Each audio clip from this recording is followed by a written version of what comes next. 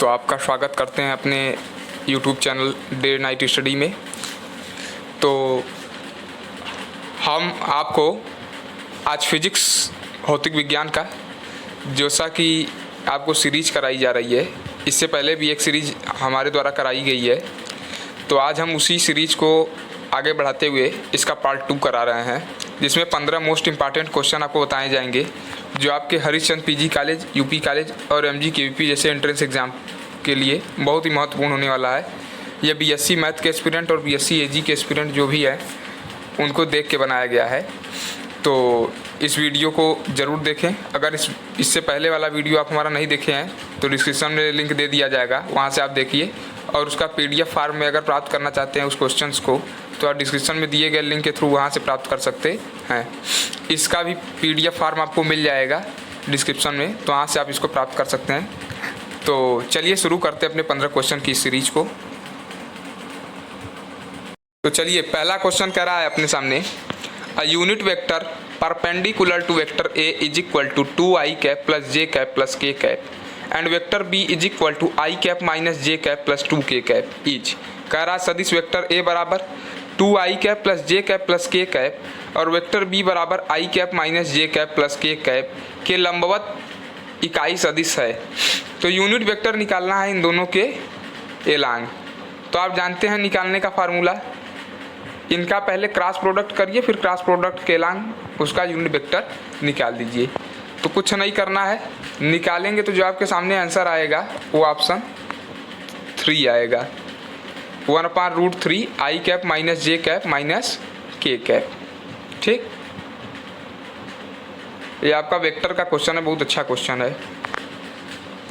Question number 2 देखिए क्या कर रहा है, a car travels a distance A to B at a speed of 40 km/h and returns to A at a speed of 30 km/h. The average speed of the entire journey is। कह रहा है एक car A से B की दूरी 40 kilometre प्रति घंटा की चाल से जाती है और A की ओर 30 किलोमीटर प्रति घंटा की चाल से वापस आ जाती है। संपूर्ण यात्रा की औसत चाल, तो औसत चाल का आप लोग फार्मूला पढ़े होंगे, औसत चाल पढ़े हैं ना। तो औसत चाल का जो फार्मूला है उसको लगाएंगे और आंसर हम लोग आराम से अपना निकाल लेंगे। तो ये आपका फार्मूला जब लगाएंगे तो आंसर जो आएगा इसका आएगा 240/7 किलोमीटर प्रति घंटा। तो संपूर्ण यात्रा की जो औसत चाल है वो 240/7 किलोमीटर प्रति घंटा आएगी। ये आपका मैकेनिक्स का क्वेश्चन है, गति का। देखिए अब क्वेश्चन नंबर 3 हमारे सामने कर रहा है, electric resistance has the dimension. कह रहा है विद्युत प्रतिरोध की बीमा है। तो विद्युत प्रतिरोध की बीमा हमसे पूछ रहा है।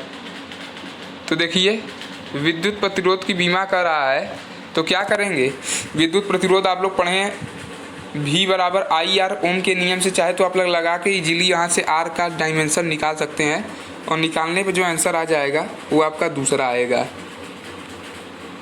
mL2T⁻³ A⁻⁻1, जहाँ पे m जो है मास के लिए, L लेंथ के लिए, T टाइम के लिए और A हमारा करंट के लिए होता है।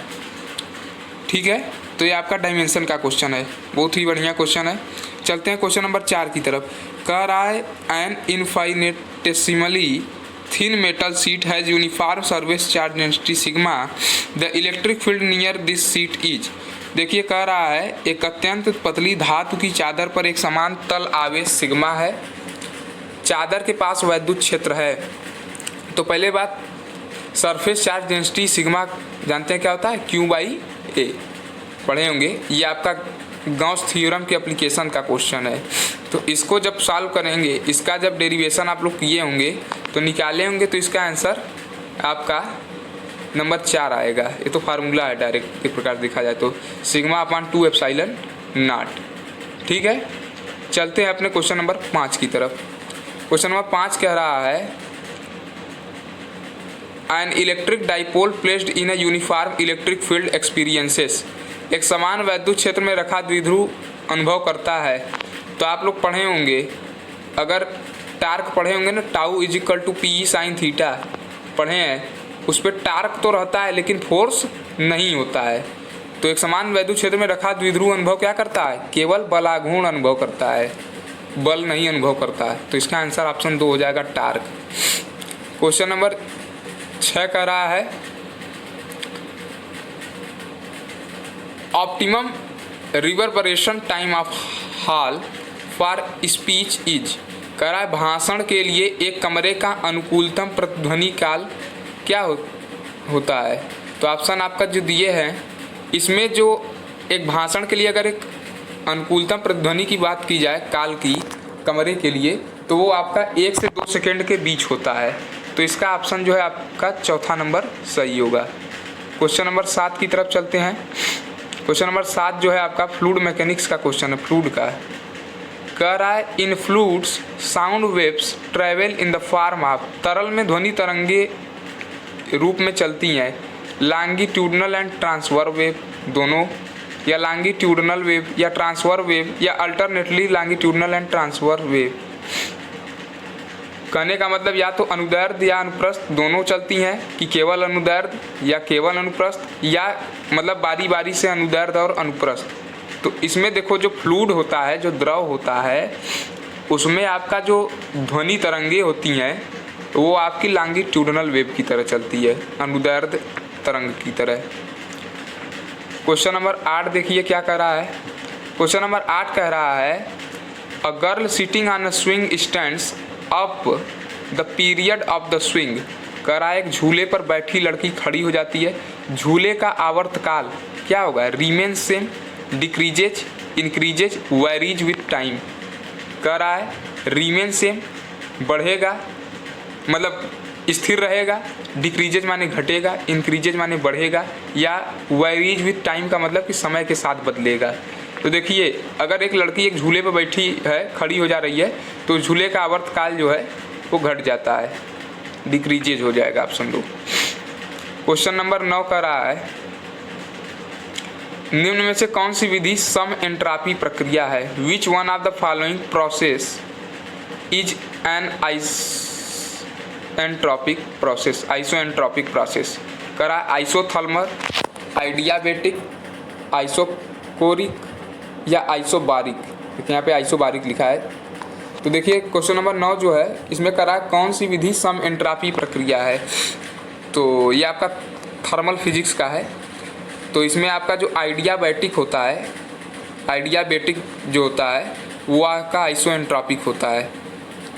समझ आई बात? क्वेश्चन नंबर 10 की तरफ चलते हैं। क्वेश्चन नंबर 10 कह रहा है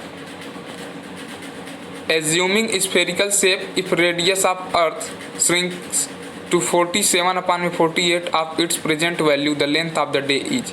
कह रहा है गोली आकार मानकर यदि पृथ्वी की त्रिज्या सिमट कर वर्तमान की 47/48 रह जाए तो दिन की लंबाई क्या हो जाएगी? डिक्रीज्ड बाई 1 आवर, 1 आवर से घटेगी, इंक्रीज्ड बाई 1 आवर, 1 आवर से बढ़ेगी, या डिक्रीज्ड बाई हाफ आवर, या आधे आवर से कम हो जाएगी, या इंक्रीज्ड बाई हाफ आवर, या आधे घंटे बढ़ जाएगी। तो कहने का मतलब ये क्वेश्चन आपका देखेंगे ना, तो ये क्वेश्चन आप ग्रेविटेशन में ज़रूर लगाएंगे। इस तरीके का दिन की लंबाई निकालना है आपको, कितना हो जाएगा, कितना बढ़ेगा, कितना घटेगा। तो इस तरीके क्वेश्चन आप लगाएंगे, हम आशा कर रहे हैं।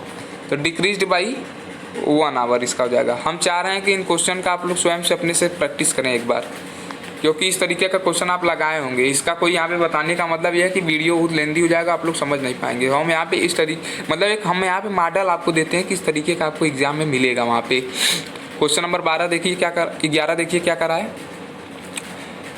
अ man standing at a distance of 80 metre from a house throws a ball which just enters a window 40 meter high. If g is equal to 10 meter per second square, the angle and velocity of projection are। कहने का मतलब एक घर से 80 metre दूर खड़ा एक आदमी एक गेंद फेंकता है जो 40 मीटर की ऊंचाई की खिड़की से अंदर चला जाता है। यदि g बराबर 10 मीटर पर सेकेंड स्क्वायर है तो प्रक्षेपण कोण और वेग है। तो आप लोग से पूछा है, अब इसमें प्रक्षेपण कोण मतलब एंगल और वेलोसिटी पूछा है, प्रोजेक्शन का, प्रोजेक्टाइल मोशन का ही क्वेश्चन है ये। तो आप लोग पढ़े हैं, और तो हाइट वगैरह रेंज वगैरह का इसमें लगाइए फार्मूला और निकाल लेंगे वहाँ से आप लोग इक्वेट करके प्रक्षेपण कोण और वेलासिटी। कुछ बहुत कठिन नहीं है, आप लोग इस तरीके का क्वेश्चन तो बहुत इजी क्वेश्चन आप लगाए होंगे। तो इसका जब निकालेंगे तो आपको इसका सही ऑप्शन जो आएगा वो 45 डिग्री और 40 मीटर पर सेकेंड इसका सही ऑप्शन हो जाएगा ए फर्स्ट। क्वेश्चन नंबर 12 कह रहा है, ये तो सबसे इजी क्वेश्चन थ्योरेटिकल टाइप का ही है, लेकिन ये निकाले होंगे आप। The first member of the Lyman series has a wavelength. Lyman श्रेणी के पहले सदस्य का तरंग दैर्ध्य है। तो आप लोग पढ़े होंगे 1/λ इक्वल टू आर ब्रैकेट में 1/n1 square minus 1/n2 square, जहाँ पे आर रीडबर्ग कांस्टेंट होता है। तो लैम्डा की वैल्यू पूछ रहा है फर्स्ट मेंबर के लिए। तो आप लोग फार्मूला वगैरह पढ़े होंगे, n1 कहाँ से क्या होता है और n2 क्या होता है। तो पहले मेंबर की बात कर रहा है, तो आप निकाले होंगे तो इसका आंसर जो है वो आपका 1216 एंगस्ट्रॉम आया होगा। पढ़े होंगे, कुछ बहुत बताने की ज़रूरत नहीं है। लाइमन सीरीज, बामर सीरीज देखे होंगे ना, लाइमन, बामर, पास्चन, ब्रैकेट, फुंड। तो पहली जो होती है लाइमन सीरीज होती है। लाइमन सीरीज का पूछ रहा है फर्स्ट मेंबर का तरंग दैर्ध्य कितना है, तो 1216 एंगस्ट्रॉम होता है। बहुत बार पूछा जाता है कंपटीशन वगैरह में। क्वेश्चन नंबर 13 देखिए क्या कर रहा है।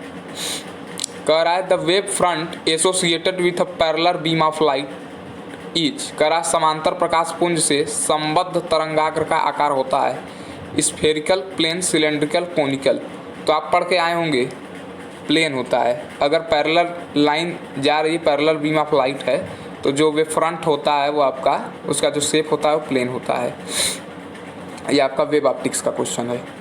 क्वेश्चन नंबर 14 कह रहा है wave nature of a light is contradicted by. मतलब प्रकाश के तरंग स्वभाव को नकारता है। कौन सा ऐसा है जो वेव नेचर को नहीं एक्सेप्ट करता। वेव नेचर उसमें शो नहीं होता लाइट का।